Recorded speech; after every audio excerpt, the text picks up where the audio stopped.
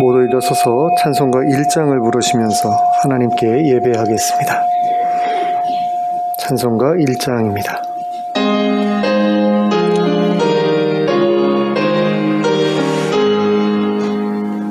만복의 근원 하나님, 온 백성 찬송 드리고 저 천사여 찬송하세. 찬송 성부 성자 성령 아멘.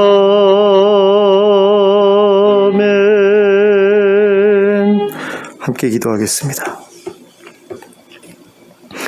사랑과 은혜가 풍성하신 하나님 아버지, 오늘 저에게 복된 주일을 허락하시고 이렇게 함께 모여 하나님께 예배할 수 있게 하심을 감사합니다. 이 예배의 자리에 하나님 찾아와 주시길 원합니다. 성령으로 임하여 주시길 원합니다. 그래서 저희를 만나 주시길 원합니다. 또한 저희의 삶을 변화시켜 주시길 원합니다. 하나님께서 기뻐하시는 모습으로 이 자리에 설 뿐만 아니라 세상에 나가서 하나님이 기뻐하시는 모습으로 살아갈 수 있도록 저희에게 힘을 더하여 주시옵소서. 예수 그리스도의 이름으로 기도하였습니다. 아멘.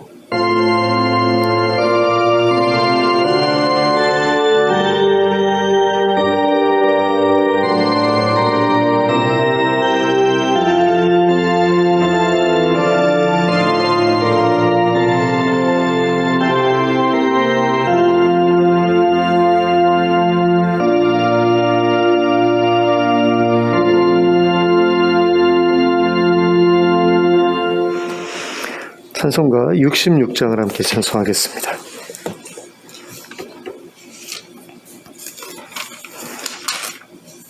찬송가 66장입니다.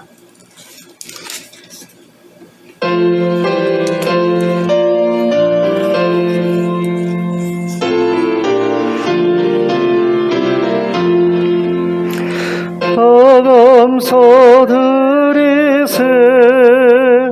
온 마음을 주께 바쳐 그 섭리 놀라워 온 세상 기뻐하네.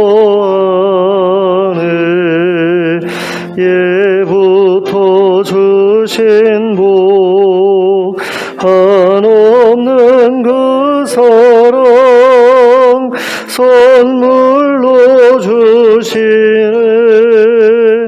이제와 영원히 사랑의 하나님 언제나 함께 계셔. 기쁨과 평화에 복 내려 주옵소서. 몸과 만 병들 때 은혜로 지키사 이 세상 악에서 구하여 주소서. 감사와 찬송을 다 주 드리오라. 저 높은 곳에서 다스리시는 주님, 영원한 하나님 다 경배하여라. 전에도 이제도 장래도 영원히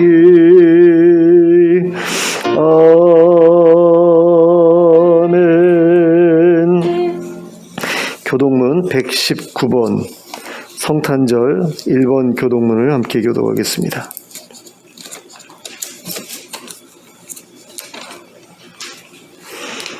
교동문 119번 성탄절 1번 교동문입니다. 교독하겠습니다. 제가 먼저 읽습니다. 여호와의 영광이 나타나고 모든 육체가 그것을 함께 보리라.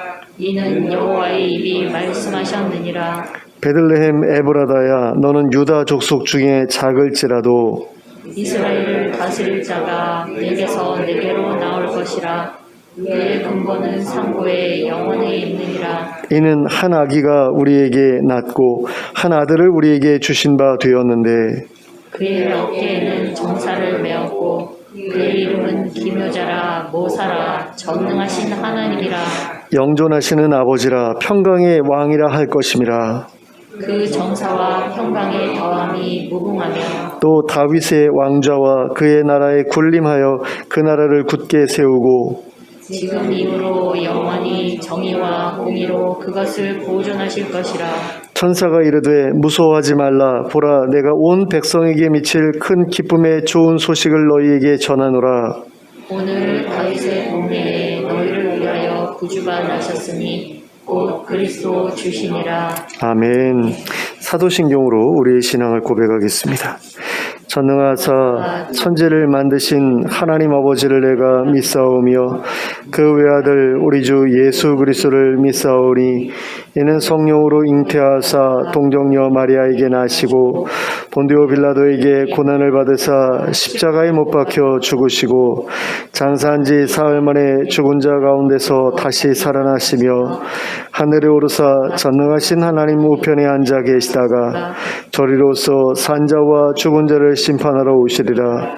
성령은 믿사오며 거룩한 공회와 성도가 서로 교통하는 것과 죄를 사하여 주시는 것과 몸이 다시 사는 것과 영원히 사는 것을 믿사옵나이다. 아멘.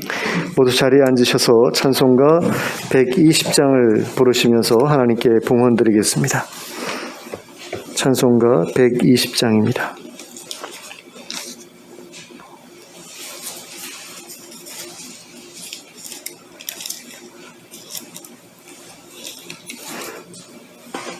찬송가 120장 찬송하겠습니다.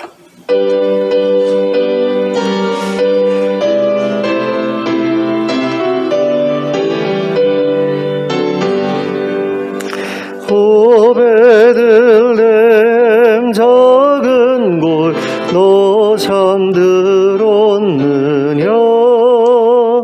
별들만 높이 빛나고 잠잠히 있으니 저 놀라운 빛 지금 캄캄한 이 밤에 온 하늘 두루 비춘 줄 너 어찌 모르나.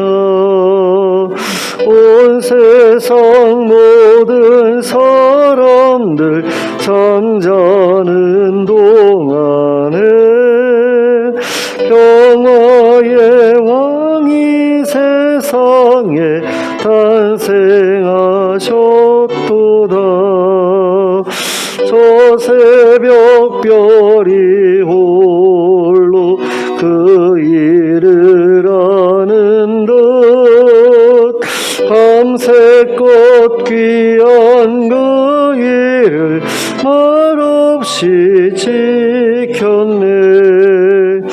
오늘 나오신 하나님 큰 선물 주시니 주 믿는 사람 마음에 큰 은혜 받도다. 이 죄악 세상 사람 주 오심 모르나. 주 영접하는 사람들 그 맘에 오시네. 오 베들레헴 예수님 내 맘에 오셔서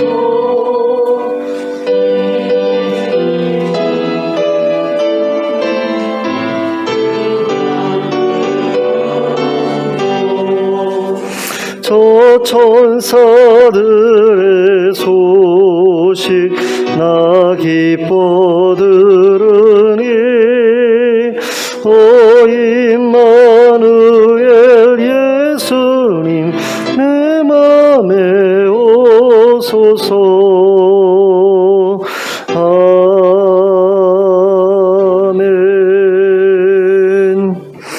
함께 기도하겠습니다.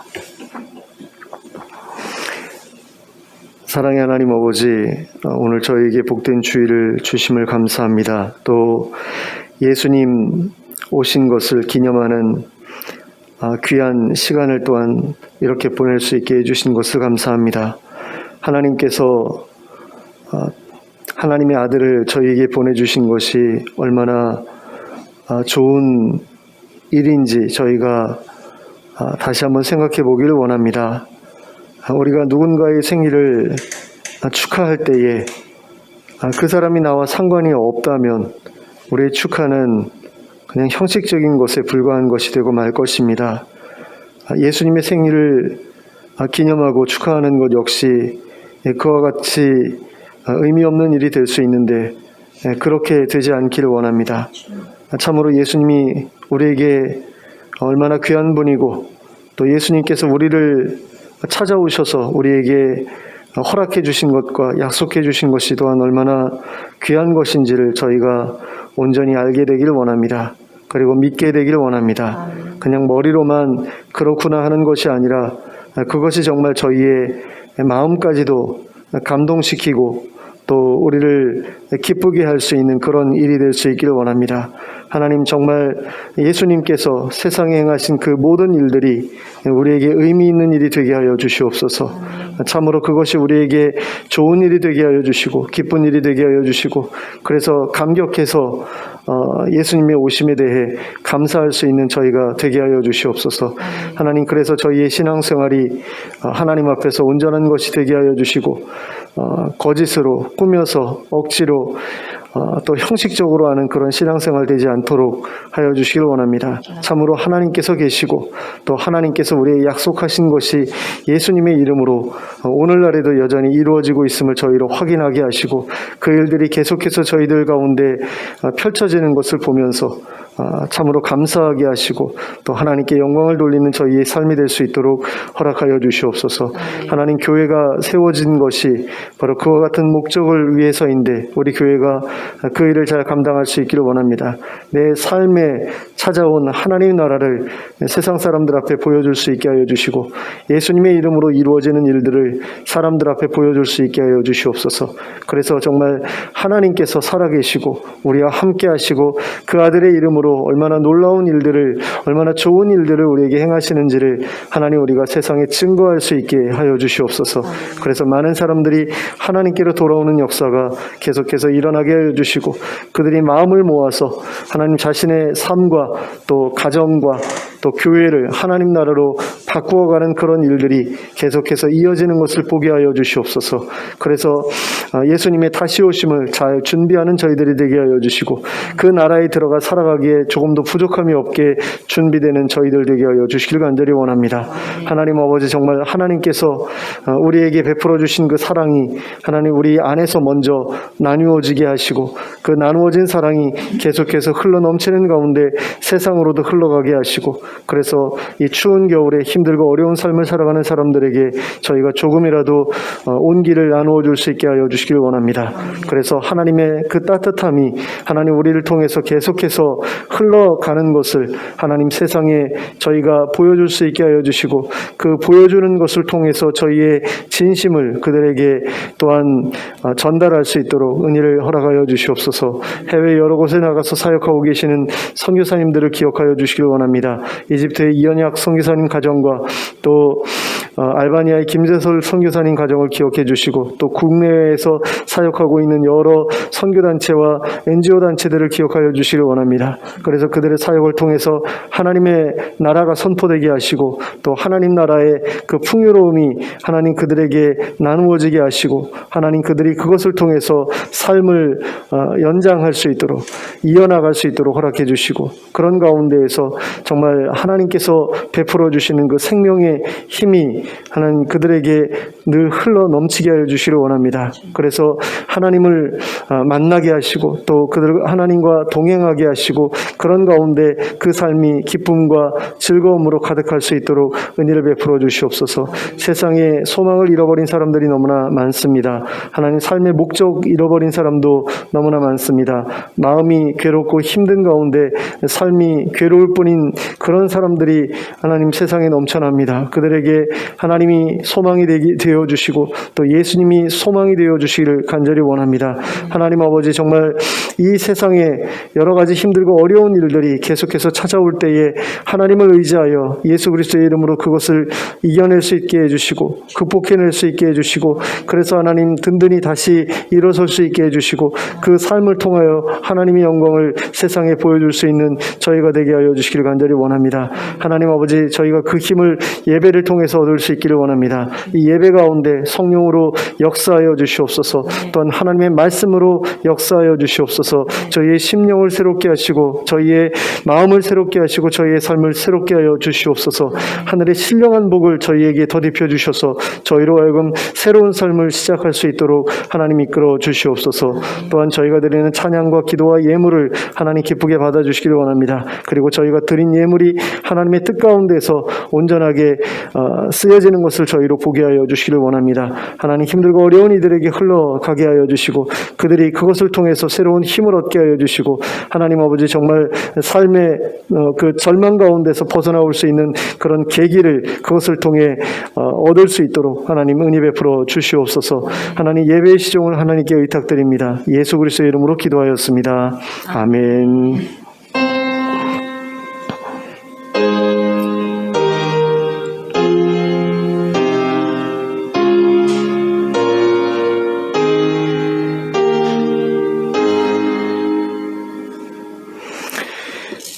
교회 소식을 말씀드리겠습니다. 오늘은 성탄절이죠. 그래서 성탄 감사헌금이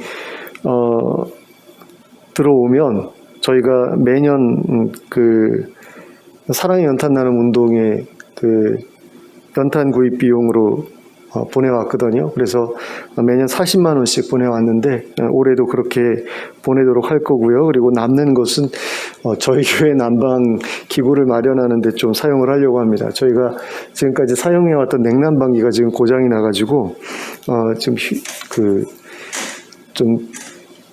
그 본당이 조금 추운 그런 가운데 있어요. 그 난방기기를 다 동원을 했는데 아직까지 조금 부족한 부분이 있어서 그 부분을 좀 저희가 채우려고 합니다. 그렇게 사용하는 것을 여러분들이 양해해 주시기 바랍니다.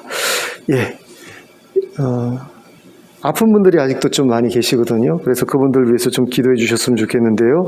우리 장강원 장로님이 그 한 달 동안 되게 심하게 좀 감기로 고통을 받으셨는데 아직까지도 완벽하게 벗어나지 못하신 모양이에요. 그래서 좀 기도해 주셨으면 좋겠고, 우리 최석윤 집사님도 위해서 좀 기도해 주셨으면 좋겠습니다. 이상으로 교회 소식 말씀드렸습니다. 좌우를 눌러보시면서 서로 인사 나누시기 바랍니다. 잘 오셨습니다. 오랜만에 오셔서 참 감사합니다. 하나님의 말씀 함께 보시겠습니다. 요한복음 3장 16절 말씀입니다.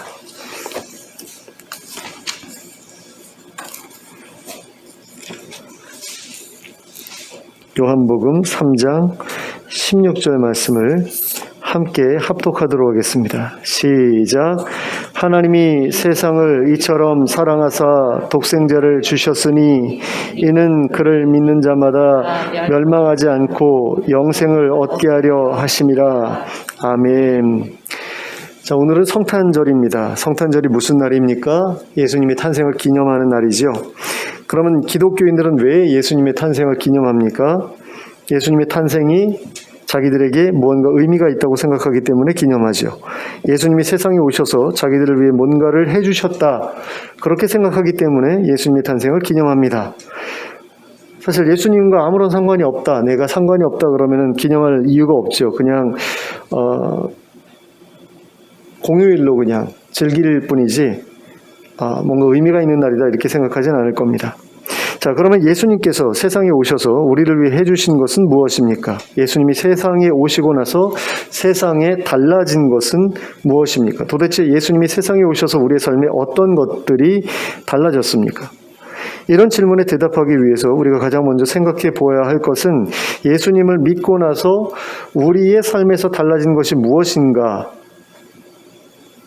하는 것이라고 할 수 있습니다. 예수님을 믿었더니 우리의 삶이 이렇게 달라졌더라. 그래서 그분이 세상에 오신 것이 고마워서 그분의 탄생을 기념한다라고 한다면 그것은 분명히 성탄절을 기념할 만한 이유가 될 수 있을 것입니다. 하지만 우리 주변에서 예수님을 믿고 나서 삶이 크게 달라졌다라고 할 만한 기독교인들을 보기는 참으로 쉽지 않은 것 같습니다. 전에 다니지 않던 교회를 다니게 됐고 전에 안 하던 헌금을 하게 됐고 뭐 그런 정도라고 하면 분명히 달라진 모습이라고 할 수 있을 것입니다. 하지만 예수님을 믿고 나서 사람이 완전히 달라졌더라. 예수님을 믿고 나서 완전히 새로운 삶을 살아가더라 라고 하는 사람들을 보기는 쉽지 않습니다. 그나마 이제 볼 수 있는 게 기독교 방송에서 간증하는 프로그램을 보면 그런 분들을 좀 쉽게 볼 수 있을 것 같아요. 그런 프로그램을 보면 늘 그런 분들이 나오죠. 내가 예수 믿고 나서 내 삶이 어떻게 달라졌더라, 어떤 문제가 해결됐더라, 그런 거 간증하는 거, 그런 거는 조금 우리가 그나마 쉽게 접할 수 있는 통로인데 막상 내가 다니는 교회 안에서 또는 내가 알고 있는 여러 기독교인들 가운데에서 그런 삶을 제대로 경험했고 제대로 살아가고 있다라고 하는 사람들 보는 것은 쉽지 않은 일이다라는 겁니다. 그럼에도 불구하고 일단 기독교인이라고 하면 성탄절을 기념하기 마련이죠. 하지만 그 기념이 참으로 근거 있고 의미 있는 기념이 될 수 있으려면 예수님을 믿는 일이 그의 삶 가운데에서 의미 있는 변화를 가져왔어야만 합니다. 그렇지 않고 다른 사람들이 기념하니까 나도 덩달아 거기에 동참한다. 난 기독교인이니까 당연히 그렇게 해야지 라고 한다면 그것은 아무 의미도 가치도 없는 일이 될 수 있습니다. 그래서 성탄절에 예수님의 탄생을 기념하는 것이 참으로 의미 있는 것이 되게 하기 위해서는 예수님의 탄생으로 인해서 우리의 삶에 벌어진 일이 무엇인가 하는 것에 대해서 돌이켜 보는 것이라고 할 수 있습니다. 또한 거기에 더해서 내가 예수님을 믿고 나서 벌어진 일은 아니라고 할지라도 예수님이 세상에 오신 일을 통해서 벌어진 일이 무엇인가에 대해 생각해 보는 그런 일들이 필요합니다. 그러니까 예수님 오시고 나서 세상에 좋은 영향 끼친 것들이 굉장히 많거든요. 그러니까 로마 시대에 만연했던 유아 사례 같은 거. 그래서 아이들은 그냥 아버지의 재산이고 여자들도 이제 남편의 재산이고 그런 가운데 그 아이가 뭔가 장애가 있다. 또는 키우기 싫다 그러면 그냥 죽여버리기도 했던 그런 미개했던 그런 사회에 기독교라는 어떤 종교가 굉장히 많은 변화를 가져오게 됐죠. 그런 어떤 것들도 굉장히 의미 있는 일이라고 할 수 있습니다. 그런데 막상 그게 예수님 때문에 일어난 일인지 모르는 사람들은 그거에 대해서 그렇게 예수님께 감사할 만한 일이다 이렇게 생각하지 않을 수도 있을 것 같아요. 어찌 되었든 간에 예수님께서 이 세상에 오심으로써 뭔가 변화가 일어난 건 분명한데 그것이 무엇인지를 알아보는 것 그리고 그것이 나와 무슨 상관이 있는지를 생각해 보는 것이 성탄절을 성탄절답게 보낼 수 있는 예수님의 오심을 기념할 수 있는 그런 어떤 정당한 근거가 된다라는 거죠. 일단 예수님께서 세상에 오심으로 인해 일어난 첫 번째 일은 사람들이 하나님의 나라가 실제한다는 사실에 대해서 알고 믿게 되었다는 겁니다. 예수님께서 세상에 오신 이유 가운데 한 가지는 하나님 나라의 복음을 전하고 하나님 나라의 실제를 믿고 받아들이게 하시는 일이었습니다. 그래서 예수님께서는 사역을 시작하시자마자 하나님 나라 복음을 선포하기 시작하셨고요. 그리고 그에 따르는 표적을 보여주셨죠. 병든 사람들을 고쳐주셨고 귀신 들린 사람들을 자유케 해주셨습니다. 장애가 있는 사람들은 장애에서 벗어나게 해주셨고 죄책감에 사로잡혀서 고통받고 있던 사람들에게는 죄사함과 자유함을 주셨습니다. 그러니까 하나님 나라에서 일어나게 될 일들을 이 땅에서 먼저 경험하게 해주셨다라는 거죠. 그럼으로써 하나님 나라가 임하면 이런 일들이 벌어질 거야. 그러면서 하나님 나라의 맛을 먼저 볼 수 있게 해주셨다라는 겁니다. 그리고 예수님이 일으키시는 이와 같은 표적을 통해서 병에서 나음을 입고 귀신으로부터 자유함을 얻고 또 장애에서 벗어났고 죄책감으로부터 자유함을 얻게 됐던 사람들은 예수님이 세상에 오신 것을 크게 기뻐했습니다. 그래서 예수님을 보내주신 하나님께 큰 영광을 돌렸죠. 한번 생각해 보세요. 내가 지금 장애가 있어요. 내가 병이 있어요. 내가 귀신 들려 있어요. 그런데 누구도 해결해 주지 못했어요. 그런데 예수님이 딱 오셔서 만져주시거나 말씀해 주시거나 그랬더니 장애가 사라지고 병이 떠나가고 귀신도 떠나가고 뭐 그런 역사가 일어났다. 내가 아니라 내 가족 중에 누군가가 그런 고통 가운데 있었는데 예수님께서 오셔서 그 일이 일어났다라고 했을 때 예수님이 얼마나 고맙겠어요. 그리고 예수님이 태어나셨다는 사실은 또한 얼마나 고맙겠습니까? 그리고 하나님께서 예수님을 보내주신 그 사실은 또 얼마나 고맙겠어요. 예수님이 살아계시는 동안에는 그와 같은 일들이 계속해서 일어났잖아요. 그리고 그와 같은 일들을 체험한 사람들이야말로 예수님의 탄생을 진심으로 기뻐해야 할 만한 분명한 이유를 가진 사람들이었던 거죠. 그리고 오늘날의 기독교인들 중에서도 예수님의 탄생을 진심으로 기뻐하기 위해서는 그와 같은 일들이 우리에게도 있어야 되겠다라는 그런 생각을 그 사람들을 보면서 하지 않을 수가 없게 됩니다. 근데 오늘날에는 그때와는 다르게 예수님께서 육신을 가지고 우리와 함께 계시지 않죠. 그렇기 때문에 예수님께서 우리에게 오셔서 병 고쳐주시고 장애를 고쳐주시고 귀신 내쫓아주시고 이런 일들을 경험하기는 어렵게 됐습니다. 그러다 보니까 예수님께서 나에게 그와 같은 일을 해주시고 나는 그것 때문에 예수님 보내주신 게 너무나 감사하다 이런 반응을 어떤 주고받는 그런 일들은 오늘날에는 거의 불가능한 일처럼 돼버렸죠. 하지만 그 대신에 예수님께서 육신으로 계시지 않는 대신에 예수님의 영이신 성령님이 우리와 함께 계신다라는 게 이제 우리에게 의미가 있는 일이 되는 거죠.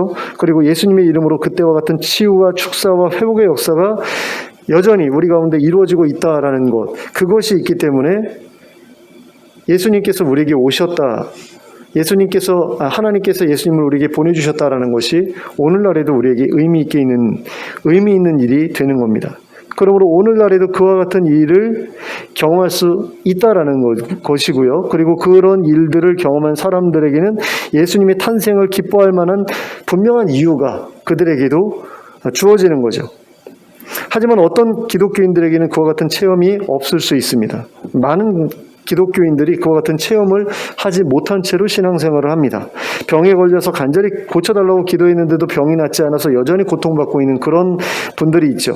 장애가 있어 간절히 고쳐달라고 기도했는데도 그 장애가 그대로 남아있어서 여전히 고통받고 있는 그런 사람들도 있습니다. 이런 사람들에게 있어서 예수님이라는 존재는 믿음이 가지 않는 그런 존재일 수 있습니다. 참으로 그분이 하나님의 아들인지 의심스러울 수도 있다라는 거죠. 그렇게 기도했는데 기도를 안 들어주셨다. 그래가지고 떠나가는 사람들은 얼마나 많습니까? 그러니까 그분이 정말로 하나님의 아들이라면, 그리고 성경의 약속대로라면 그분의 이름으로 병이 나아야 하고 장애도 고쳐져야 한다, 이렇게 생각하고 기도를 하는데 전혀 어떤 변화가 일어나지 않았다라고 했을 때는 그런 의심이 들 수 있다는 거죠.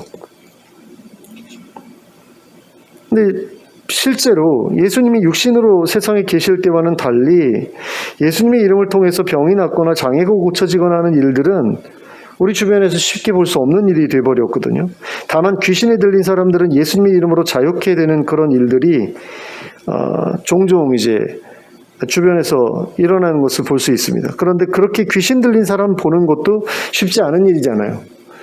지금까지 신앙생활 해오시면서 귀신 들린 사람 보신 적이 있으세요? 저는 본 적이 있거든요. 어떤 것 같아요. 근데 많은 분들이 그런 분들을 주변에서 못 본단 말이에요.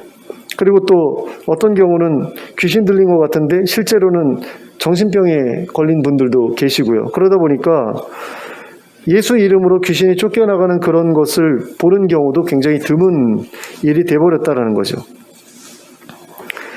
그렇게 흔치 않은 일이 되어버렸기 때문에 정말로 예수님이 하나님의 아들인가, 그리고 그분이 이 땅에 오셔서 하셨다는 그 일들이 정말로 있었던 일들인가에 대해서 의심하는 그런 분들이 분명히 있고, 그래서 믿음을 갖지 못하는 분들도 있다라는 거죠. 그러나 그럼에도 불구하고 여전히 세상에는 예수님의 이름으로 하나님 나라의 표적이 나타나고 있다라는 겁니다. 예수님의 이름으로 병이 고쳐지고 예수님의 이름으로 장애가 고쳐지고 예수님의 이름으로 귀신 쫓겨나는 그런 일들이 오늘날에도 여전히 계속해서 꾸준하게 일어나고 있다는 거죠. 우리 주변에서 쉽게 찾아볼 수는 없지만 우리가 기독교 방송에서 보게 되는 것처럼, 그리고 선교사님들의 보고를 통해서 우리가 알게 되는 것처럼 오늘날에도 예수님의 이름으로 일어나는 놀라운 그런 기적들이 있다라는 거죠. 그리고 그것을 경험한 사람들은 예수님의 탄생을 기뻐하지 않을 수 없다라는 겁니다. 하나님께서 예수님을 보내주신 것에 대해서 감사하지 않을 수 없다라는 거죠. 근데 그게 사실은 정상적인 하나님과 우리와의 관계, 예수님과 우리와의 관계가 아니겠느냐라는 겁니다. 예수님 여러분들 가운데에서 성탄절을 기념해야 될 사실 이유가 있어야 여러분들이 진짜 기독교인이라고 할 수 있지 않겠습니까? 근데 많은 사람들이 성탄절을 기념해야 될 이유를 별로 생각하지 않는 것 같고요. 그리고 이유를 갖고 있지 않는 경우도 굉장히 많은 것 같다는 생각이 들어요. 그러니까 예수님 오신 게 나 무슨 상관인가? 라는 그런, 그러니까 예수 안 믿으면 지옥에 간다라는 것 때문에 불안해서 교회를 나가고는 있지만 실제로 내가 예수 믿고 나서 뭔가 달라진 게 없고 도대체 예수님이 나한테 해준 게 뭔가, 앞으로 해주신다는 약속은 내가 붙들고 있지만 지금 내가 예수님으로부터 내가 지금까지 얻어온 게 뭔가, 이런 것들을 생각할 때에 없구나라는 그런 생각을 갖고 계신 분들도 있을 거라는 거죠. 그런 분들에게 성탄절이라는 게 뭐가 그렇게 의미가 있는 일이겠느냐라는 그런 말입니다. 그러니까 그런 분들에게 무엇이 필요한가라고 했을 때 바로 그와 같은 표적을 경험하는 일이 필요하다라는 걸 지금 말씀드리는 겁니다. 그러니까 내가 가지고 있는 여러 가지 어려움들이 있고 문제들이 있는데 그것을 위해서 간절히 기도하는 가운데 예수님의 이름으로 그런 문제들이 해결되고 떠나가고 하는 그런 일들이 우리 안에 일어나지 않으면, 그런 것이 체험되지 않으면 우리가 예수님의 오심을 기뻐하는 것은 쉬운 일이 아닌 게 된다라는 거죠. 그러니까 우리에게 필요한 것이 무엇이냐면 하나님께서 예수님의 이름으로 얼마나 좋은 일들을 우리에게 허락해 주셨는지 직접 확인하는 것이 우리에게 필요하다라는 겁니다. 그리고 예수님을 하나님께서 우리에게 보내주신 것이 얼마나 감사한 일인지를 우리가 직접 경험하는 그런 일들이 필요하다라는 거죠. 예수님이 우리에게 얼마나 좋은 하나님의 선물인지 확인하지 않으면 성탄절을 무미건조하게 보낼 수밖에 없다는 겁니다. 하지만 예수님이 우리에게 얼마나 좋은 하나님의 선물인지를 확인하게 될 때에는 그때부터는 성탄절이 굉장히 기쁨을 주는 그런 날이 될 수밖에 없는 거죠. 예수님이 육신으로 오셨을 때에 그때의 표적을 행하시고 그것들이 사람들을 얼마나 놀랍게 회복시켰고 그것들이 그 사람들을 얼마나 기쁘게 만들었는지를 한번 생각해 보시란 말입니다. 그러니까 그런 일들이 계속해서 일어나는 것을 보고서 어떤 여자가 예수님한테 그런 이야기를 하죠. 예수님 말씀을 전하실 때 뜬금없이 끼어들어서 한 말이긴 한데요. 그런 말을 했습니다. 우리가 누가복음 살펴보고 있는 가운데 한번 짚고 넘어갔던 부분인데 예수님을 향해서 그렇게 말씀드려요. 당신을 뵌 태와 당신을 먹인 젖이 복이 있나이다. 그렇게 얘기를 하거든요. 그러니까 당신을 낳은 당신 엄마는 얼마나 기쁘겠습니까? 그런 이야기인데 어쨌든 당신이 우리 가운데 온 게 너무 기쁘다라는 이야기죠. 예수님, 당신이 우리 가운데 오셔서 참 감사해요. 다행이에요. 근데 당신을 태중에 잉태하고 있었던 당신 엄마는 얼마나 복된 분인지 모르겠어요. 이런 이야기잖아요. 그러니까 그와 같은 어떤 관계가, 그와 같은 어떤 예수님과의 어떤 교류가 우리 가운데도 있어야 되지 않겠느냐라는 거죠. 그것이 있어야만 성탄절이 정말 성탄절답게 우리에게 다가오지 않겠느냐라는 겁니다. 자, 그 다음으로 예수님께서 세상에 오심으로 인해서 두 번째 일은 하나님과 사람들의 사이를 가로막고 있었던 죄 문제를 해결해 주셨다는 거죠. 예수님께서 세상에 오신 이유 가운데 한 가지는 십자가의 죽음을 통해서 사람들의 죄를 해결하시고 사람들과 하나님 사이에 있었던 불화를 해결하시는 것이었습니다. 그런데 어떤 사람들은 예수님께서 하신 이 일이 그렇게 대단한 일이 아닌 것처럼 생각합니다. 왜냐하면 예수님이 오시기 전에도 하나님은 이스라엘 사람들과 함께 해주셨고 또 그들의 하나님으로 계셔 오셨기 때문이죠. 그래서 예수님이 오시기 전에도 하나님과 친밀하게 지냈던 사람들이 있었잖아요. 예수님이 아니었더라도 구원을 받을 만했다고 생각되는 그런 사람들이 있었지 않습니까? 예를 들면 에녹이라는 사람이 있었죠. 365세까지 살았는데 그 내내 하나님과 동행했다 라고 성경이 말씀하고 있잖아요. 또 엘리야 선지자 같은 경우는 죽음을 보지 않고 불말과 불병거를 타고 승천을 하죠. 또 아브라함은 하나님의 벗이라는 그런 영광스러운 이름을 얻게 되지 않습니까? 또 다윗은 하나님의 마음에 합한 자라는 평가를 받았죠. 또 욥이라는 사람은 온전하고 정직하여 하나님을 경외하며 악에서 떠난 자다. 이런 또 영광스러운 그런 평가를 받았습니다. 자, 이와 같은 사람들을 보면 굳이 예수님께서 세상에 오셔서 십자가에서 죽으셔야만 했을까라는 생각이 들기도 합니다. 예수님이 아니었더라도 위에서 언급한 사람들처럼 의롭고 경건한 사람들은 얼마든지 구원을 얻게 되었을 것이라고 생각되기 때문입니다. 그러나 세상에 존재하는 모든 사람들이 위에서 언급한 사람들처럼 의롭고 경건한 삶을 살아갈 수 있게 되는 것은 아닙니다. 게다가 위에서 언급한 사람들조차도 죄에서 완전하게 자유롭지는 못했습니다. 아브라함은 자기 아내를 누이라 속여서 다른 남자에게 팔아 넘겼죠.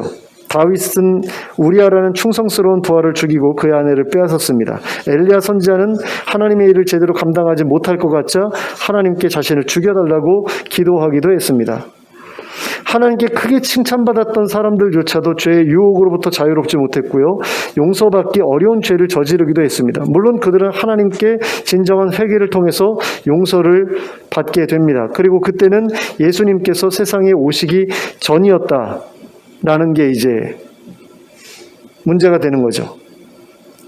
그러므로 예수님이 굳이 세상에 오시지 않으셨어도 그들처럼 회개할 수 있고 그들처럼 용서받을 수 있었을 것이라고 생각하는 것도 가능합니다. 하지만 만일 예수님께서 세상에 오시지 않으셨다면 하나님 앞에서 경건하고 의로운 자로 인정을 받을 수 있는 사람들은, 그리고 죄를 회개해서 용서받을 수 있는 사람들은 극소수에 불과했을 겁니다. 아주 극소수의 사람들만이 하나님 앞에서 의롭고 경건하다라고 인정을 받고 또 죄사함도 받고 그래서 하나님 나라에도 들어가고 그랬을 것이다라는 거죠. 어쩌면 모든 사람들이 예수님 아니었으면 하나님 나라에 들어가는 게 허락되지 않았을 수도 있어요. 그러니까 구약의 인물들은 예수 그리스도의 죽음의 효력을 소급 적용받은 어떤 그런 사람들로 보는 그런 견해도 있죠. 그게 사실은 정통적인 어떤 신학적 입장이죠. 근데 구약 성경만 읽어보면, 그러니까 신약을 딱 덮어놓고 구약만 읽어보면 아, 저렇게 살면 구원받을 수 있겠구나. 그런 사람들이 있잖아요. 그리고 야곱 같은 사람들은 하나님의 전적인 주권 하에서 그 약삭 바르고 아주 그 야비했던 그 사람이 변화되어서 또 구원을 받지 않습니까? 하나님의 전적인 그 선택에 의해서. 그런 걸 보면 굳이 예수님 필요 없다라는 그런 생각이 들었을 수도 있다라는 거죠. 하지만 그렇다고 해도 정말 극소수의 사람만이 구원을 받을 수 있었을 것이고, 그 구원받는 사람들, 그 극소수의 사람들 역시 오직 이스라엘 사람들에 국한되어서만 나올 수 있었을 것이다라는 겁니다. 이스라엘 백성들만이 하나님께서 특별히 선택했던 민족이고 하나님께 율법을 받았던 민족이고 또 그래서 제사라는 수단을 통해서 하나님께 죄사함을 받을 수 있었기 때문입니다. 그런데 제사를 드릴 만한 여력이 안 되는 가난한 사람들이나 제사를 드리는 데 사용할 제물들을 구할 수 없는 사람들, 뭐 주변에 양을 키우는 사람도 없고 뭐 소를 키우는 사람도 없고 아니면 뭐 비둘기를 마련할 방법도 없고, 이런 사람들은 죄지어도 죄사함을 위한 제사를 드릴 수가 없잖아요. 그럼 죄사함 받을 수 있는 방법도 없는 거죠. 그래서 세례 요한이 요단강에서 사람들에게 죄사함을 얻는 회개의 세례를 전파했을 때 그렇게 많은 사람들이 모여들었던 겁니다. 사실 세례 받을 필요 없어요. 성전 가서 제사만 드리면 되는 거죠. 그러면 죄사함 받는데, 근데 왜 사람들이 세례라는 그런 것을 세례 요한이 시작했을 때 거기에 그렇게 모여들었느냐? 대부분의 경우는 돈이 없었기 때문입니다. 가난한 사람들이 돈이 없어서 제사를 드릴 수가 없었기 때문에. 비둘기 한 쌍을 하나님 앞에 제물로 드릴 때 비둘기 한 마리에 20만 원 정도 했다는데 40만 원이 있어야 죄사함을 받을 수 있는 거예요. 뭐 면벌부도 아니고. 근데 세례 요한은 그냥 물로 세례 주면서 너 죄 고백하고 물로 세례 받으면 하나님께서 용서해 주실 거야. 그랬더니 사람들이 몰려들지 않을 수가 있었겠어요?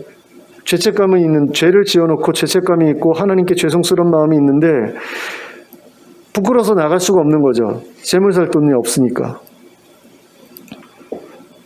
그래서 세례 요한이 세례를 통해서 가난한 사람들이 죄사함 받을 수 있는 기회를 이제 열어 놓았는데 예수님께서도 그것을 인정을 하셨죠. 근데 세례 요한은 자신이 물로 세례를 주는 것만으로는 온전한 죄사함이 이루어질 수 없다는 사실을 잘 알고 있었습니다. 그래서 그는 온전한 세례를 베푸실 분이 자신의 뒤를 이어서 세상에 나타나실 것을 사람들에게 알려주지요. 그리고 예수님께서 세상에 자신의 모습을 드러내십니다. 그랬더니 이제 세례 요한이 바로 이분이 그분이다라고 그렇게 소개를 했던 것을 보게 됩니다. 자, 예수님은 세례 요한의 소개처럼 불과 성령으로 세례를 베푸시기 위해 세상에 오신 분이었습니다. 그러나 예수님께서 불과 성령으로 세례를 베푸시기 위해서는 먼저 제사의 종결이 필요했습니다. 그러니까 제사를 통해 죄사함을 받던 것을 완전히 종결시켜야 불과 성령으로 세례를 주는 것이 새로운 죄사함의 유일한 방식으로 자리를 잡게 될 거 아니에요?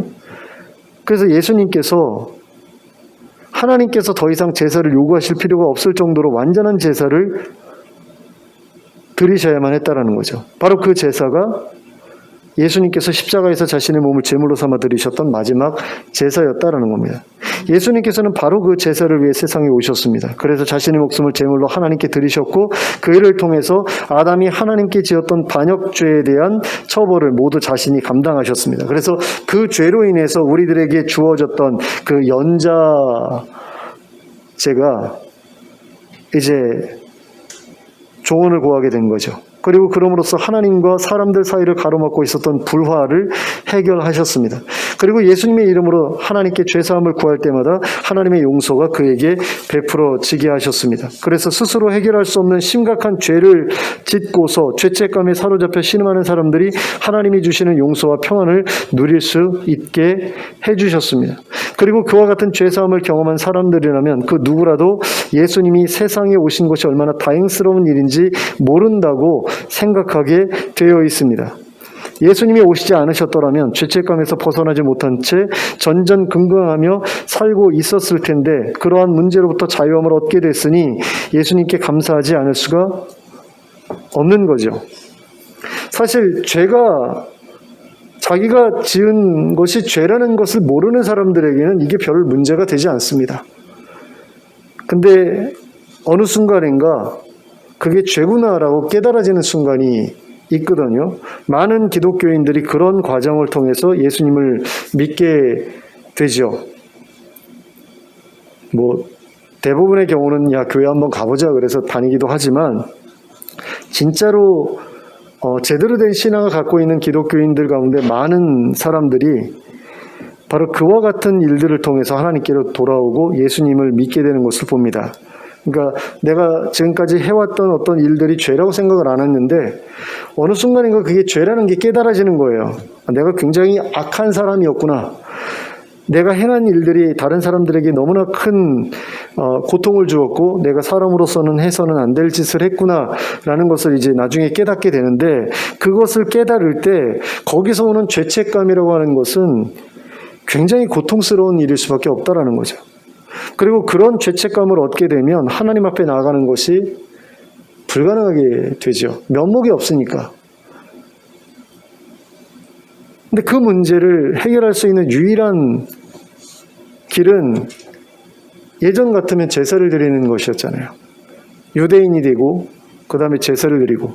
근데 유대인이 아닌 사람들은 뭐 어떻게 방법이 없죠. 또 제사를 드리지 못하는 사람들도 방법이 없죠. 근데 예수님께서 오셔서 제사를 대신할 수 있는 다른 그런 길을 우리에게 열어주셨잖아요. 그리고 그것을 통해서 내가 내 죄가 하나님으로부터 사함을 받았다 라는 것이 분명하게 나에게 믿어질 때 그것이 그 사람에게 얼마나 큰 자유함을 주겠습니까? 얼마나 큰 평안을 줄 수 있겠어요? 나 같은 건 죽어야 돼 라는 어떤 그런 생각에 사로잡혀서 고통받고 있는 사람에게 내가 널 대신해서 죽었으니까 넌 안 죽어도 된다라고 말씀해 주시는 게 그 사람에게 얼마나 큰 위로가 되고 평안이 되겠습니까? 그렇다고 해가지고 그 사람이 지금까지 지어왔던 죄에 대해서 아무런 대가도 지불하지 않고 보상도 하지 않고 그래도 된다라는 것은 아니죠. 그렇지만 그의 마음을 짓누르고 있었던 그런 문제들을 예수님의 죽으심이 충분히 해결해 줄 수 있는 어떤 그런 통로가 되었기 때문에 그런 일들을 경험하는 사람들은 예수님이 계셔서 얼마나 다행인가, 그분이 오신 것이 얼마나 다행인가, 그분이 나를 대신해서 죽으셨다는 게 얼마나 감사한 일인가 생각하지 않을 수 없다는 거죠. 그러므로 성탄절의 의미가 별로 와닿지 않는 분들이 계신다면 그런 부분에 대해서 한번 생각해 보셨으면 좋겠습니다. 내가 하나님 앞에서 어떤 존재이고 내가 하나님 앞에서 어떤 죄인이고 근데 이건 생각한다고 생각되는 게 아니라 사실 깨달아져야 되는 거거든요. 성령께서 우리의 악함을, 우리의 죄인됨을 분명하게 보여주시지 않으면 그걸 깨닫는 일은 불가능하죠. 근데 그걸 좀 깨달으셨으면 좋겠어요. 우리가 하나님 앞에서 얼마나 문제가 많은 존재인지, 얼마나 많이 고장난 존재인지를 좀 깨달으셨으면 좋겠습니다. 그리고 그것으로 인해서 이미 내가 마음에 고통을 겪고 있고 괴로움을 겪고 있다면 그런 부분에 대해서 예수님의 도우심을 좀 구해 보셨으면 좋겠습니다. 예수님의 이름으로 내 죄를 사해달라고 기도하셨으면 좋겠어요. 그리고 거기서 자유함을 얻으셨으면 좋겠습니다. 평안도 얻으셨으면 좋겠어요. 사실 이게 쉬운 문제가 아니거든요. 그러니까 하나님께 내 죄를 용서해 주세요라고 기도할 때에 내 죄가 용서받았다는 어떤 그런 확신을 얻는 그건 정말 특별한 경험이잖아요. 뭔가 느낌이 와야지. 용서받았다라고 느낄 거 아니에요. 느낌도 없는데 내가 용서받았구나, 내가 기도했으니까 용서받았구나, 그렇게 되는 게 아니잖아요. 그냥 어떻게든 믿어지는 어떤 그런 느낌, 정말 내가 용서받았구나라는 어떤 그런 느낌이 뭔가 와야 될 거 아닙니까? 근데 그걸 얻기 위해서 우리가 할 수 있는 일이 뭐냐? 예수님의 이름으로 계속해서 기도하는 것 말고는 없다라는 거죠. 그러니까 한번 기도했으니까 난 용서받았어. 그런 경우는 사실 드물거든요. 여전히 죄책감은 우리의 마음을 괴롭힐 거고 짓누를 거고 수시로 찾아와가지고 너 그때 그랬지라고 이야기할 거란 말입니다. 그런 부분에 대해서 완전히 그쳐지는 그런 역사, 내가 용서받았구나라는 어떤 그런 확신 때문에 그와 같은 생각, 너 예전에 그랬잖아라는 그런 생각으로부터 자유케 되는 그런 역사를 경험할 때에 예수님의 오심은 여러분들에게 정말 큰 기쁨이 될 것이고 정말 감사한 일이 될 겁니다. 그걸 여러분들이 좀 누려보셨으면 좋겠어요. 이건 저에게도 하는 말입니다. 저도 사실 이런 부분에 있어서 아쉬움이 많거든요. 저는 샤워하러 들어가서 몸 씻을 때마다 옛날 일들이 떠올라요. 옛날에 내가 왜 그랬을까? 내가 멍청하게 왜 그랬을까? 내가 왜 그 자리에서 그런 짓을 했을까? 그런 생각들이 계속 떠오릅니다. 근데 그거를 실수라고 생각하거든요. 내가 멍청해서 실수한 거야. 그러다 보니까 그 문제에 대해서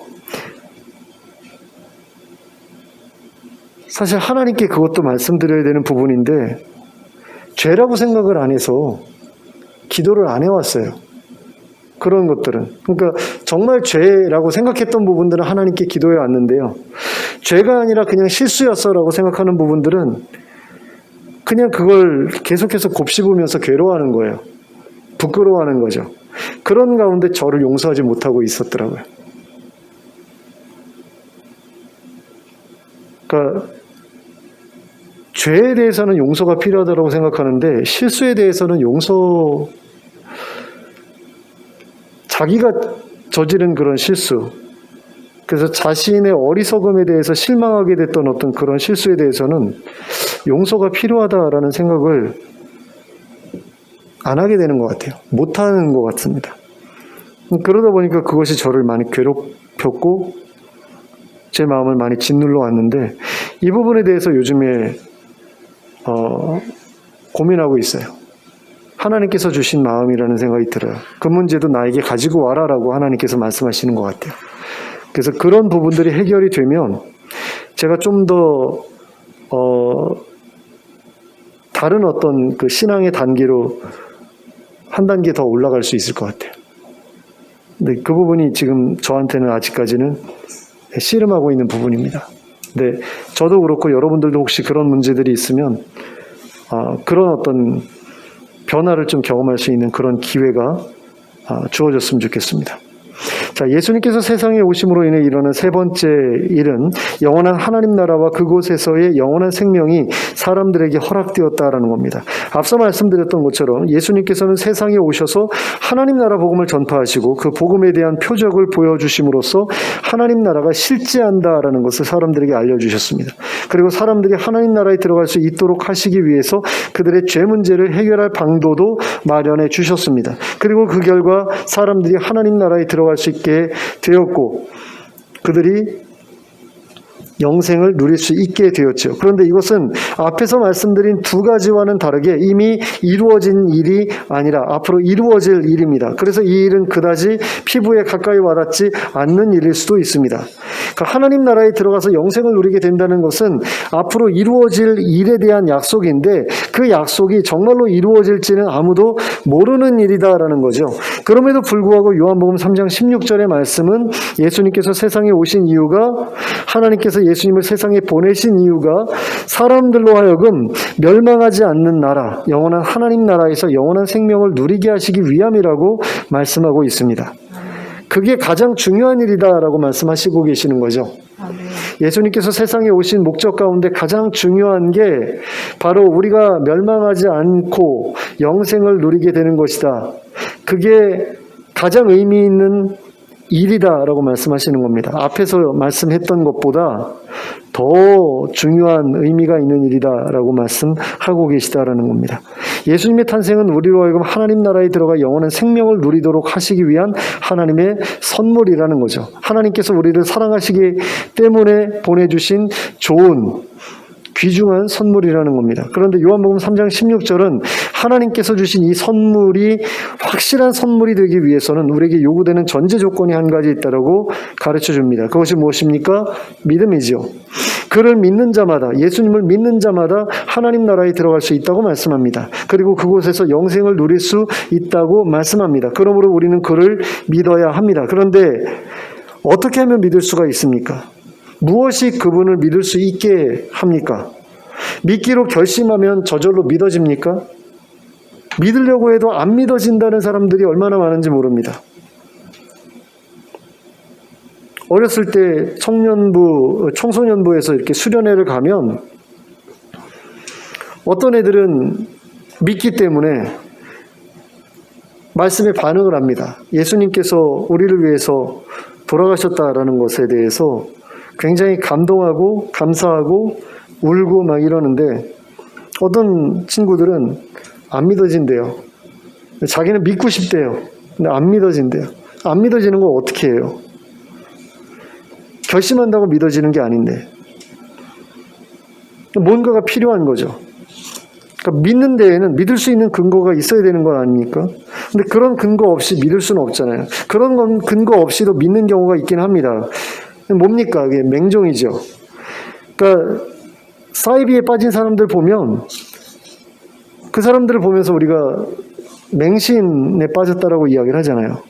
그러니까 사이비가 추종하는 교주들에게서 믿을 만한 구석을 발견할 수 없기 때문에 우리가 그런 이야기를 하는 거죠. 근데 불신자들의 입장에서는 우리가 예수님을 믿는 것도 그 사이비에서 교주를 믿는 것과 별로 다르지 않다라고 생각을 해요. 안 믿는 사람들은. 그들은 예수님도 사이비 교주들과 마찬가지로 믿을 만한 구석이 없다라고 생각합니다. 그렇다면 우리는 그런 말을 하는 사람들에게 어떻게 대답해 줄 수 있겠습니까? 우리 예수님이 사이비 교주들과 이렇게 다르다, 라고 어떤 근거를 대서 이야기해 줄 수 있을까요? 저는 이렇게 생각합니다. 예수님의 이름으로 세상에서 일어나고 있는 일들을 봐라. 이렇게 말해줄 수 있다라고 생각을 해요. 예수님의 이름으로 병이 낫고 예수님의 이름으로 귀신이 떠나가고 예수님의 이름으로 사람들의 삶이 변화되는 그것을 봐라 라고 그렇게 말해줄 수 있다라는 겁니다. 그것을 보면 예수님이 참으로 하나님의 아들이라는 것을 알 수 있다. 그렇게 말해줄 수 있다라는 거죠. 또한 예수님의 이름으로 죄사함을 구해보라는 그런 말을 해줄 수도 있습니다.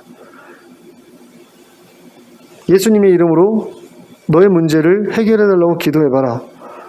이런 것들을 우리가 이야기해 줄 수 있죠. 그러니까 세상에서 일어나는 일들을 보고 너도 한번 구해봐라. 그래서 그 결과를 누려봐라. 그렇게 말해줄 수 있다는 겁니다. 근데 그런 것들을 누려보게 되면 믿을 수 있게 되는 거죠. 그러니까 제가 오늘 세 가지를 말씀드렸잖아요. 첫 번째는 하나님 나라의 표적, 예수님께서 오셔서 행하신 그 하나님 나라의 표적, 하나님 나라 복음을 전하시고 그것을 증거하셨던 그 증거, 그걸 누려봐라 라고 말씀을 드렸고, 그 다음에 죄사함의 자유를 누려봐라 라고 말씀을 드렸잖아요. 근데 그 두 가지가 경험되어야, 두 가지 중에 하나라도 경험되어야 세 번째를 믿는 것이 가능해진다라는 거죠. 예수님의 이름으로 일어나는 여러 가지 일들이 우리의 삶 속에서 경험되지 않는다면 예수님의 약속을 우리가 어떻게 믿을 수 있겠느냐라는 겁니다. 하나님 나라가 이루어지면 그곳에 들어가서 영원히 살게 될 거야 라는 그 약속을 우리가 뭘 근거로 믿을 수 있겠어요?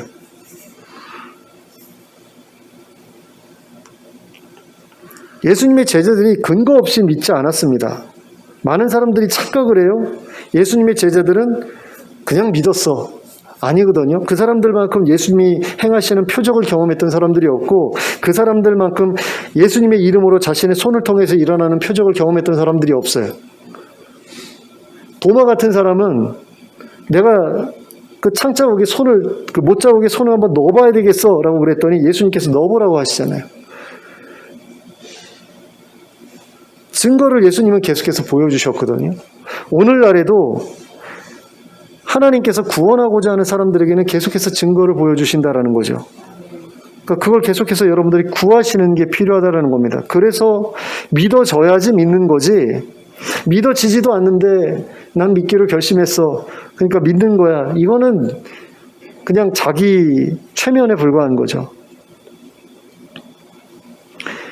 예수님의 이름으로 이루어지는 일들이야말로 예수님의 자기 주장이 진리라는 사실을 우리에게 증명해주는 가장 확실한 증거라고 할 수 있다. 이걸 여러분들이 좀 기억하셨으면 좋겠습니다. 한번 보세요. 요즘에 이단들 얼마나 많아요. 이단들의 이름을 직접적으로 이야기를 하면 좀 곤란한 부분이 생깁니다. 유튜브에 제가 설교를 계속 올리고 있는데 그 사람들이 내려라 이렇게 요청할 수 있어요. 유튜브 본사에다가. 그래서 말은 안 하겠지만 그 사람들이 섬기는 그 교주들과 예수님의 차이가 뭡니까? 그 사람들의 이름으로 병이 낫지 않아요. 그 사람들의 이름으로 귀신 내쫓기는 그런 역사가 일어나지 않습니다. 하지만 예수님의 이름으로는 계속해서 표적이 나타난다라는 거죠. 하나님 나라가 실제한다는 표적이 계속해서 나타나고 있다라는 겁니다. 우리 주변에서는 좀 드물지 몰라도 선교지만 가도 어마어마한 역사들이 일어나는 것을 우리가 볼 수 있거든요. 그거야말로 예수님께서 하나님의 아들이시라는 분명한 증거가 된다라는 거죠. 예수님께서 그렇게 말씀하셨잖아요. 난 하나님의 아들이야 라고 말씀하셨잖아요. 그리고 내 이름으로 하나님께 구하면 이루어질 거야 라고 말씀하셨잖아요. 그게 오늘날에도 이루어지고 있다면 정말로 예수님의 말씀이 맞는 거죠. 실제로 예수님이 승천하신 이후로 수많은 기독교인들이 예수님의 이름으로 하나님께 구했던 것들을 받았지 않습니까? 그리고 그 중에는 정말로 놀라운 하나님의 역사가 아니면 설명될 수 없는 그런 일들도 많았지 않습니까? 예수님의 이름으로 죽었던 사람들이 살아나는 그런 일들도 있었고요. 예수님의 이름으로 장애인들이 장애에서 벗어나게 되기도 했고요. 예수님의 이름으로 불치병이 나은 사람들도 있고요. 예수님의 이름으로 중독에서 벗어난 사람들도 있고, 예수님의 이름으로 새로운 삶을 시작하게 된 무수한 사람들이 있지 않습니까? 증인들이 있잖아요. 그러니까 그 증인들 때문에 사실 믿는 거거든요. 내가 경험한 거 없을지라도 그 증인들 때문에 믿기 시작하는 거죠. 저는 그렇게 믿기 시작했습니다. 아무것도 체험하지 못했던 상태에서 어떻게 믿음을 시작할 수 있어요? 증인들의 증언을 듣고서 시작하는 거죠. 난 예수님을 믿고서 이런 일들을 경험했어 라는 그런 많은 간증들이 있지 않습니까? 기독교 서적 가운데도 그런 일들이 있고, 그러니까 그런 것들을 보는데, 그런 증언들을 듣는데, 이게 사실이라면 믿을 수 있겠다라고 해서 믿음을 시작을 했거든요. 그런 가운데 내가 예수님의 이름으로 구했던 몇몇 가지 일들이 해결이 되면서 정말로 살아계시는구나 라고 생각되고, 그러다가 하나님의 음성을 듣기도 하고, 어떤 사람들은 부활하신 예수님을 환상 가운데 보기도 하고, 이런 일들을 통해서 믿음이 점점 더 생겨나는 거잖아요. 처음에는 믿음이 없을지라도 증인들의 증언을 통해서 믿기 시작하는 거죠. 근데 그런 증언들이 오늘날에도 계속해서 끊어지지 않고 들려온다라고 했을 때 이거야말로 확실한 증거는 없는 거죠. 근데 그런 증거들을 가진 사람들이야말로 성탄절을 기뻐하고 감사할 수 있는 그런 사람들이 아니겠느냐라는 겁니다. 근데 그런 사람들과 우리 사이에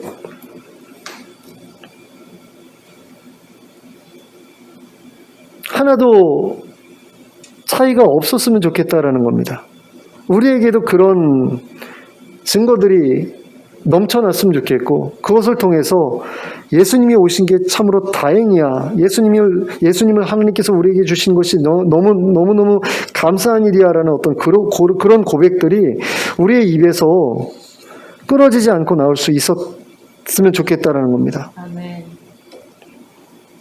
얼마나 좋은 선물인지 모릅니다. 예수님의 이름은 우리에게 주신 하나님의 놀라운 선물이죠. 그런데 하나님께서 우리에게 주신 선물은 그분의 이름에 앞서서 그분 자신이잖아요. 예수님이야말로 하나님께서 우리에게 주신 가장 좋은 선물이죠. 그 선물로 인해서 우리는 하나님 나라를 얻을 수 있게 되지 않았습니까? 그 선물로 인해서 우리는 영생을 누리게 될 수 있었잖아요. 그 선물 아니었으면 우리의 삶은 죽음을 종점으로 하는 아주 짧은 여행으로 끝나버리고 말았을 겁니다. 하지만 예수님이라는 선물로 인해서 우리는 영원히 행복한 삶을 약속받게 되었습니다. 그러니까 그냥 영원하기만 하면 그건 저주죠. 영원히 행복한 그런 삶이 우리에게 약속되었다는 겁니다. 그래서 예수님이 세상에 오신 것은 우리에게 기뻐할 만한 일일 수밖에 없는 거죠. 예수님을 믿지 못하는 사람에게 예수님의 오심은 별로 하지만 예수님의 이름으로 이루어지는 놀라운 일들을 경험한 사람에게는, 그래서 예수님을 참으로 믿게 된 사람에게는 예수님의 탄생이 너무도 기쁘고 감사한 일이 아닐 수가 없습니다. 물론 우리의 삶은 여전히 힘들고 어려운 일들로 가득 차 있습니다. 그리고 예수님의 이름으로 일어나는 그런 표적들은 뜨문뜨문 일어나기 때문에 우리가 원하는 모든 것들을 여기서 단숨에 다 해결해 주지는 못하는 것이 사실입니다. 그럼에도 불구하고 그런 일들을 통해서 우리에게는 소망이라는 것을 가질 수 있는 근거를 마련하게 된다라는 거죠. 그래서 저는 오늘 이 자리에 모인 여러분들에게도 예수님의 탄생이 기쁘고 감사한 일이 될 수 있길 바랍니다. 그래서 하나님께서 여러분들에게 주신 선물인 예수님으로 말미암아 하나님 나라와 영생에 대한 소망을 분명하게 소유하고 살아가는 저와 여러분 될 수 있기를 예수 그리스도의 이름으로 축원합니다. 기도하겠습니다. 사랑의 하나님 아버지, 예수님의 탄생이 저희에게 기쁘고 감사한 일이 될 수 있기를 원합니다. 성탄절이 정말 우리에게 좋은 날이 될 수 있기를 원합니다. 그냥 기독교인이니까 다들 그렇게 기념을 하니까 기념하는 그런 날이 아니라 정말로 예수님께서 우리에게 오신 것이 너무나 다행스럽고 감사해서 또 기뻐할 수 있는 저희들 되게 하여 주시길 원합니다. 그래서 그런 기쁨과 감사한 마음을 가져다 준 그 예수님을 온전히 믿고 또 그분의 약속도 믿게 되는 일들이 우리들에게 있게 되길 원합니다. 하나님께서 우리에게 예수님을 통해서 하나님 나라를 약속해 주셨고 영생을 약속해 주셨는데 그것이 우리에게 진정한 소망이 될 수 있기를 원합니다. 그리고 그러한 소망 때문에 이 세상에서 겪는 힘들고 어려운 일들을 잘 극복해내고 이겨낼 수 있는 저희 모두가 될 수 있도록 인도해 주시옵소서. 예수 그리스도의 이름으로 기도하였습니다. 아멘. 모두 일어서서 찬송가 126장을 함께 찬송하겠습니다.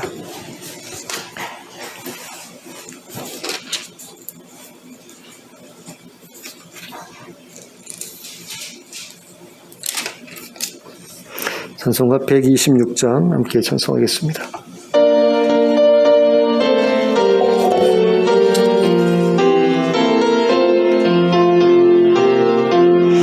천사 찬송하기를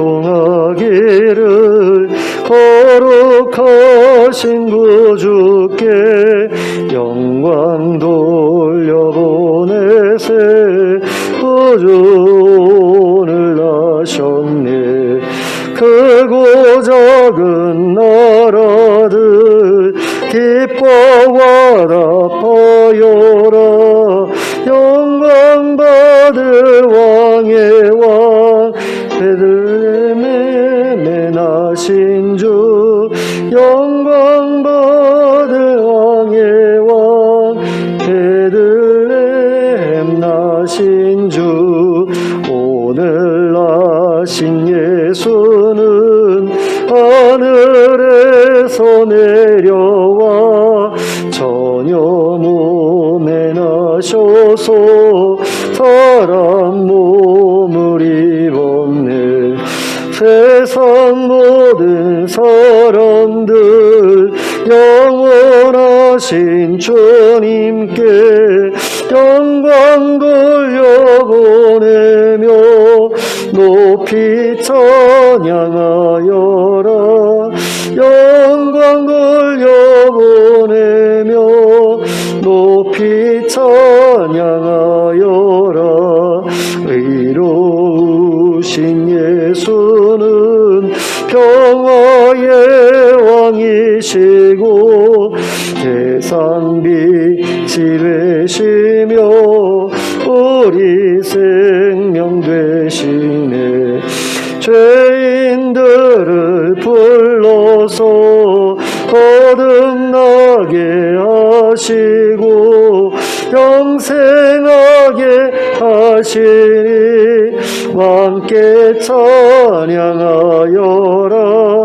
영생하게 하시니 함께 찬양하여라. 아멘. 함께 기도하겠습니다. 이제는 우리 주 예수 그리스도의 은혜와 하나님 아버지의 극진하신 사랑과 성령님의 감동 감화 교통하심이 하나님께서 우리에게 보내주신 예수님이 어째서 우리에게 그렇게 큰 선물인지, 우리에게 그렇게 귀중한 선물인지를 온전히 깨닫고 그 사실을 믿음으로 말미암아 하나님 나라의 소망과 또 영생의 소망을 온전하게 붙들고 살아가기를 소원하는 주의 백성들 머리 위에 지금부터 영원토록 함께 하실지어다. 아멘.